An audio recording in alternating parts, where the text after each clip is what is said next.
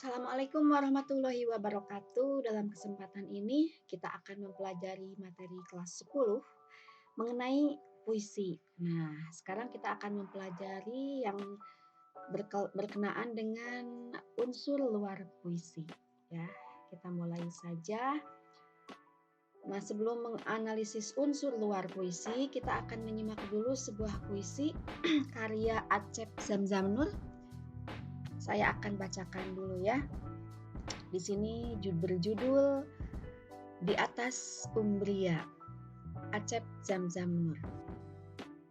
Rambut-rambut cahaya yang dikibarkan angin musim panas, seperti melukisi wajah langit. Dengan garis-garis keperakan siang hari, di udara sebuah lonceng berayun-ayun. Bunyinya mendekati sunyi. Seekor kuda melompat, rumput-rumput tegak pada maut yang tak tampak. Lalu cahaya tiarap sepanjang perbukitan. Matahari meletakkan sumbunya di atas bahu. Sayur-mayur mekar dalam cahaya. Kusentuh kibaran rambutmu dan kulihat jurang di kedalaman matamu. Ini dan seterusnya, kita lewati satu bait di sini. Selanjutnya, seekor kuda putih, suara gaib yang berayun-ayun di udara itu adalah patung dewa yang pecah. Aku menanam tanganku. Leherku memanjang serta pikiranku bertaburan di ladang. Kuperas darahku dan kusuling racunnya yang murni. Kemabukan adalah jalan yang menanjak di bumi. Sambil merangkak di antara botol-botol yang menjulang, kudendangkan mantra-mantra suciku pada alam raya. Sayur-mayur menyala dalam sentuhan. Tanah keras menjadi gembur serta penuh birahi. Lalu bagaimana makhluk-makhluk hiasan lainnya? Kau membakarku dengan kebenaran sesaat. Bunga api dipancarkan payudaramu yang meledak. Ini puisi yang luar biasa ya. Nah, ini ada satu puisi lagi, Surat Cinta Medi Lukito. Akan kutanam pokok melati di hatiku, dan kuantar bunga-bunganya kepada hatimu. Ini sudah Ibu bacakan dua buah puisi. Kita menikmatinya saja ya. Nah, sekarang mari kita bermain-main untuk mencari unsur luar puisi. Unsur luar puisi itu tentu saja merupakan unsur-unsur sebuah puisi yang kajiannya tampak, terlihat, dan terasa dari puisi yang dianalisis. Ada beberapa unsur luar puisi, antara lain diksi, citraan ataupun imajian, kemudian ada bahasa bermajas, bunyi, dan tipografi. Nah, kita akan pelajari satu-satu berkaitan dengan 5 hal unsur luar puisi tersebut. Ya. Yang pertama adalah diksi. Diksi merupakan pilihan kata yang tepat dan logis yang dipakai oleh penyair untuk mewakili apa yang ingin disampaikan. Pilihan kata yang tepat sangat didukung oleh kepekaan rasa dan intuisi penyairnya. Kita ketahui bahwa puisi itu terdiri dari kata-kata, urutan kata-kata, ya, itu merupakan pilihan-pilihan kata yang paling tepat yang diambil oleh setiap penyair. Tentu sesuai dengan tema yang ditulis oleh penyair tersebut, ya. Di sini ada, perhatikan kata-kata puisi berikut. Angsa tersesat di kebun. Angsa tersesat di hutan. Dari dua baris kata-kata tersebut, yang paling tepat adalah angsa tersesat di hutan, karena angsa tidak mungkin bisa tersesat kalau di kebun. Kebun hanya adalah tempat angsa, karena itu logikanya seperti itulah ya, secara sederhana. Itu yang jelas, diksi itu sangat terlihat, tampak oleh pembaca secara langsung. Inilah kata-kata yang dipilih oleh penyair di dalam menyusun pikiran, perasaan, bahkan imajinasinya tentang puisi. Itulah kata-kata. Kata-kata adalah diksinya. Berikutnya, citraan atau pengimajian merupakan unsur luar puisi juga. Citraan atau pengimajian sangat berkaitan dengan panca indera dan perasaan kita, seperti citraan penglihatan, citraan penciuman, citraan pendengaran, citraan rasa, dan citraan raba. Kita lihat satu-satu ya. Yang pertama adalah citraan penglihatan. Artinya, puisi menimbulkan efek daya bayang atau penglihatan pembaca. Dalam hal ini, pembaca seolah-olah bisa melihat sesuatu sesuai dengan apa yang ditulis oleh penyair. Kita lihat contohnya. Rambut-rambut cahaya yang dikibarkan. Angin musim panas seperti melukis wajah langit.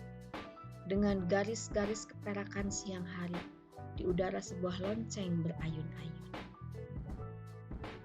Puisi ini, baris-baris yang ada di dalam puisi ini seolah-olah membuat pembaca itu melihat sesuatu.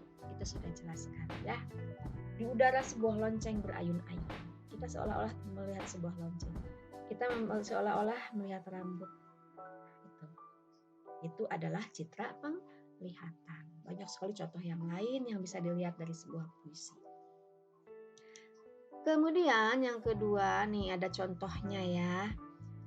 Seekor kuda melompat, rumput-rumput tegak pada maut yang tak nampak. Ini adalah salah satu kalimat-kalimat atau urutan kata-kata yang dibuat oleh yang puisi yang kita baca, yang Ibu baca tadi.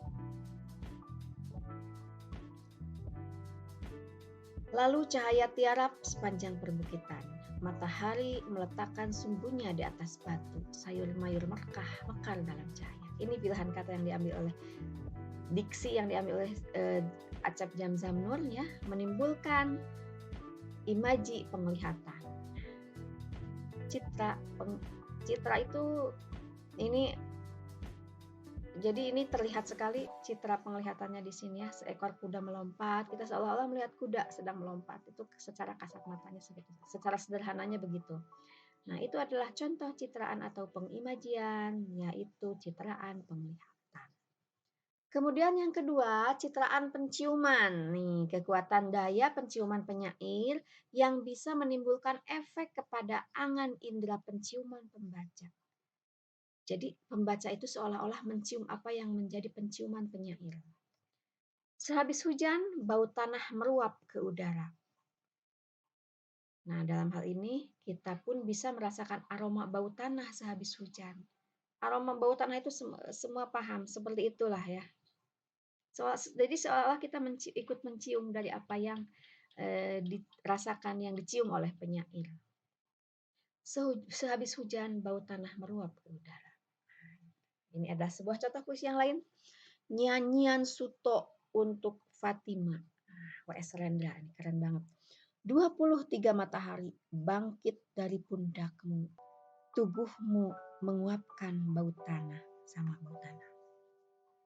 Ada lagi karya Subagio Sastrowarodoyo, Putri Gunung Naga. Putri manis di daerah asing. Udara berbau tembaga. Dan di awan putih berkuasa ular naga bermata bengis. Ada kata-kata udara berbau tembaga. Seolah-olah pembaca itu mencium apa yang dirasakan, mencium apa yang dicium oleh penyair ya, bau tembaga. Selanjutnya kita lihat di sini adalah yang ketiga, citraan pendengaran. Pendengaran berarti indera pendengaran yang dipakai. Yaitu kekuatan daya pendengaran penyair yang bisa menimbulkan efek kepada angan indera pendengaran pembaca. Nah, pembaca seakan-akan mendengar apa yang didengar oleh penyair. Di sini ada kata-kata salak anjing menyaut-nyaut. Anjing menyala berarti ya. Suara lonceng mendekati sunyi. Ini seolah-olah kita mendengar sesuatu. Seperti apa yang didengar oleh penyair. Kemudian ada puisi W.S. Rendra ini, ada tilgram tiba senja, ada podang pulang ke sarang, tembangnya panjang berulang-ulang, pulang yuk pulang, hai petualang, pulang yuk pulang, hai petualang. Kesan, kemudian ada puisi lagi, Kesan, karya Toto Sudarto Bahtiar.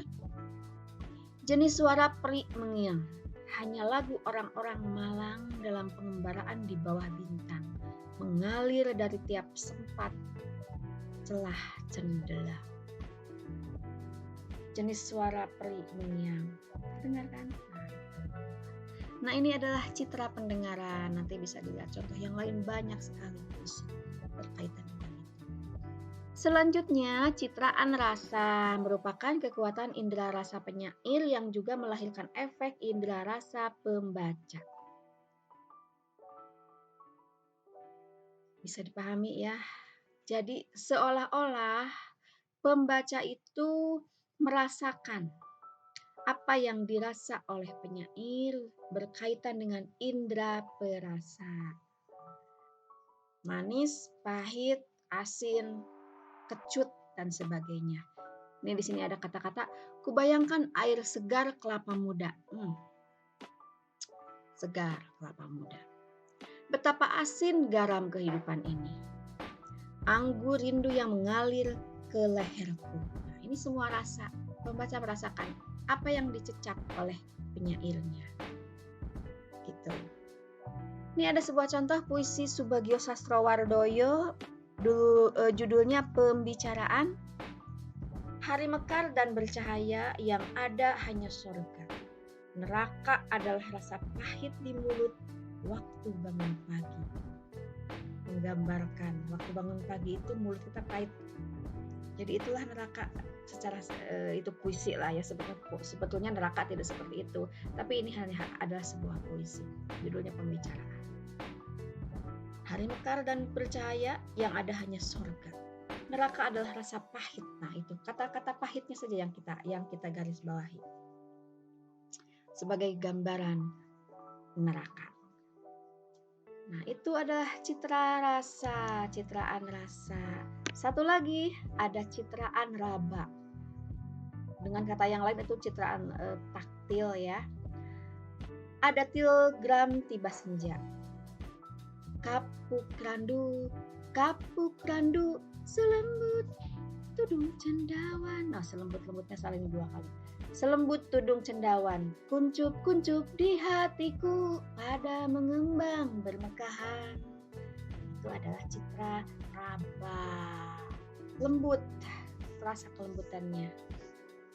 Ya, citra raba berarti seolah-olah rasa lembut itu hanya dirasakan oleh citraan raba ya. Karena kapuk randu di sini benda.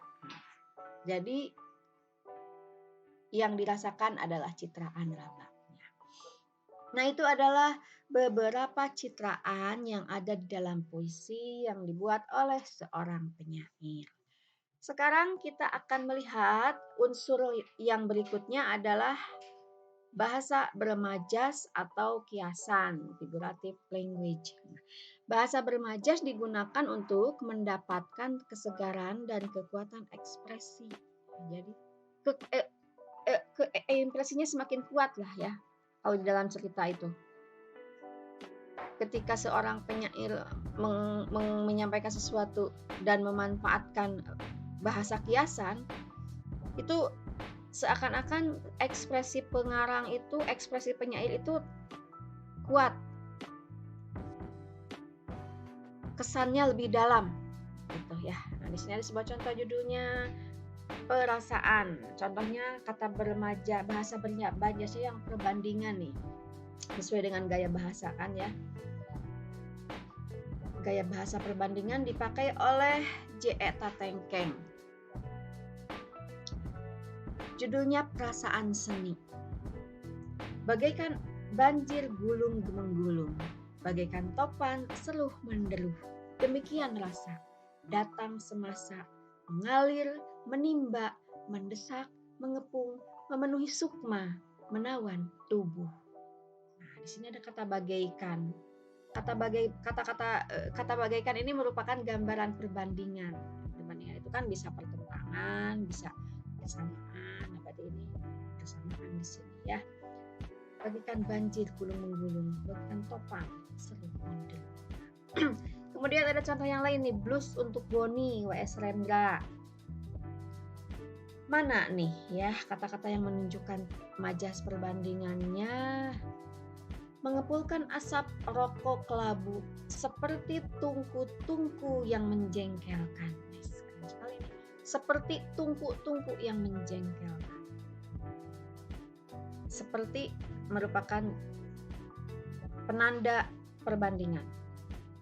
Maka dalam blingsatan ia bertingkah bagai gorila. Bertingkah bagai gorila. Bagai ikan hitam ia menggelepar dalam jala. Bagai batu lumutan wajahnya kotor, basah dan tua. Maka waktu bagaikan air bah melanda sukmanya yang lelah. Itu semuanya gaya bahasa perbandingan. Semoga bisa dipahami sampai di sini. Kita lanjutkan. Nah, ini metafora selanjutnya ya. Sebetulnya banyak sekali ini, tapi yang sering muncul saja. Metafora ini salah satu jenis gaya bahasa, sama seperti membandingkan, tetapi tidak menggunakan kata-kata pembanding seperti, bagai, laksana, ibarat. Nah, itu ya, tidak menggunakan kata-kata itu.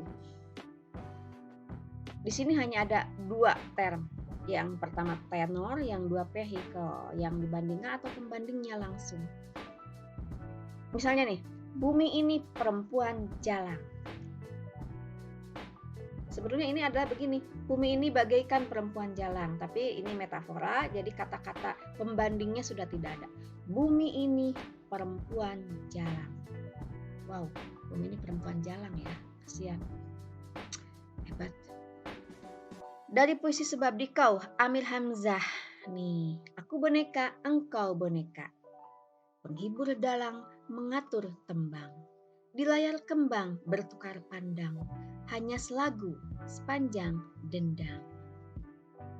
Aku seperti boneka, engkau seperti boneka. Itu adalah metafora. Nah, itu yang metafora. Selanjutnya adalah hiperbola. Kita sudah tahu hiperbola ini adalah gaya bahasa yang membuat sesuatu itu seperti berlebihan, dikiaskannya menjadi berlebihan. Ini ada kata-kata puisi. Tanganku memanjang mencelup ke lautan. Jari-jariku menyentuh matahari dan bulan. Mataku menembus cakrawala. Aku datang dari sorga. Ini keren sekali kata-katanya. Hiperbol sekali tapi indah sebagai sebuah puisi. Berlebihan ini hiperbola. Selanjutnya adalah personifikasi. Nah, personifikasi ini mempersamakan benda dengan manusia ya. Nih, di sini ada. Rustam Effendi dalam Anak Molek. Malas dan malu nyala pelita, seperti meratap mencucuri mata. Seisi kamar berduka cita, seperti takut gentar berkata. Kamar diibaratkan sebagai manusia yang memiliki perasaan duka, ya itu adalah personifikasi. Bagai peluit, bagai jeritan peluit kereta malam, misalnya yang sama lah ya. Selanjutnya paralelisme. Nah, ini paralelisme ini adalah majas yang berisi kata-kata yang berulang secara paralel atau sejajar. Yang penting kesejajaran pola, bukan pengulangan kata-katanya ya. Ini aja. Puisi hilang ketemu, Suparji Kalsombahar. Puisi yang keren. Batu kehilangan diam, jam kehilangan waktu, pisau kehilangan tikam, mulut kehilangan lagu, langit kehilangan jarak, tanah kehilangan tunggu, santo kehilangan berak, kau kehilangan aku. Ini adalah sesuatu yang luar biasa. Kalau sudah seperti kehilangan-kehilangan seperti ini, itu artinya selesai. Batu kehilangan diam, jam kehilangan waktu, udah gak ada gunanya. Pisau kehilangan tikam, gak ada gunanya lagi. Mulut kehilangan lagu, langit kehilangan jarak, tanah kehilangan tebu, santo kehilangan berak. Kalau sudah santo kehilangan berak, sudah habis, gak ada apa-apanya lagi. Kau kehilangan aku. Jadi mengibaratkan kau kehilangan aku itu betapa beratnya, seperti hal-hal yang ada di sebelumnya gitu ya. Stop, selesai sampai di situ. Ketika kau kehilangan aku, saking beratnya, engkau kehilangan aku, jadi seolah-olah hidup itu selesai. Digambarkan seperti batu kehilangan diam. Batu kan diam. Kalau sudah kehilangan diam kan sudah bukan batu lagi. Jam kehilangan waktu. Kalau jam tidak ada, kalau waktu sudah tidak ada lagi, tidak bisa menunjukkan. Kalau jam itu sudah tidak bisa menunjukkan waktu lagi, berarti sudah tidak ada apa-apa lagi. Itu maksudnya. Termasuk pisau kehilangan tikam. Kalau pisau tikamnya sudah tidak punya, berarti sudah tidak ada apa-apanya lagi. Sudah selesai, sudah titik. Itu maksudnya ya puisi ini. Puisi luar biasa.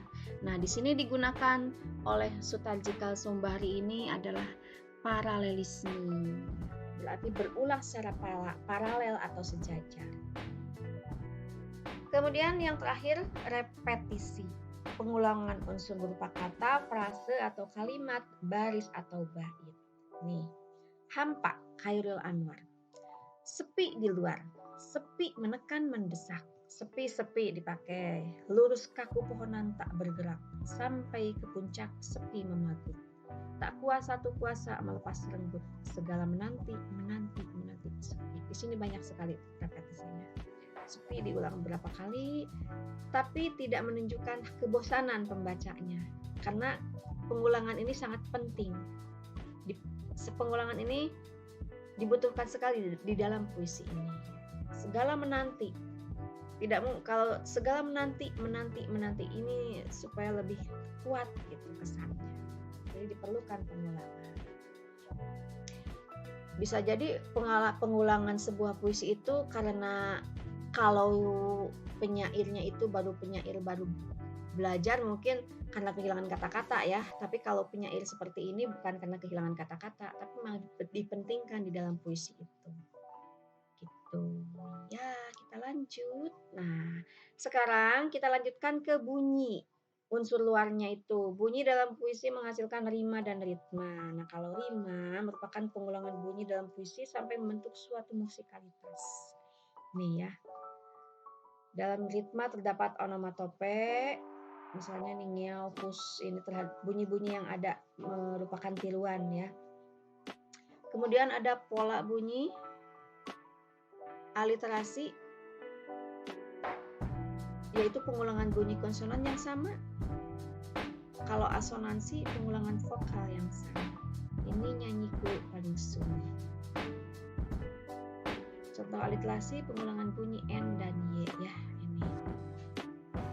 Dan ini teorinya seperti ini. Kemudian ini ada contoh asonansi itu terdapat pengulangan bunyi vokal A yang diulang pada bait tersebut. Bukan beta bijak berpikir, pandai mengubah menahan syair. Bukan beta budak negeri, mesti mudah menurut undangan lahir. Ini adalah bunyi. Yang terakhir kita lihat tipografi dari unsur luar puisi. Nah, ini adalah bentuk puisi. Bisa dilihat contoh-contohnya. Tipografi itu berarti tampilannya ya, wajahnya. Ini ada sebuah puisi karya Sutardji Kalsombahri, Tragedi Winka dan Sihka. Ini puisi kontemporer. Ini bagus sekali. Bentuknya seperti ini. Kemudian Teratai, ini puisi lama. Bentuknya berbait-bait ya, seperti biasanya. Kemudian kita lihat lagi. Nah, ini adalah tipografi. Hujan karya Sutardji juga. Ada Imran, ini judulnya Pidi. Amir Hamzah, ini adalah contoh-contoh tipografi sebuah puisi.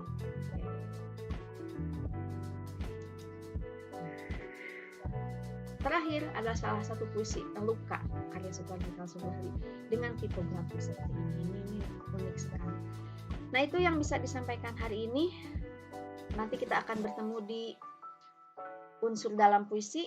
Terima kasih sudah menyimak video ini. Semoga bermanfaat. Assalamualaikum warahmatullahi wabarakatuh.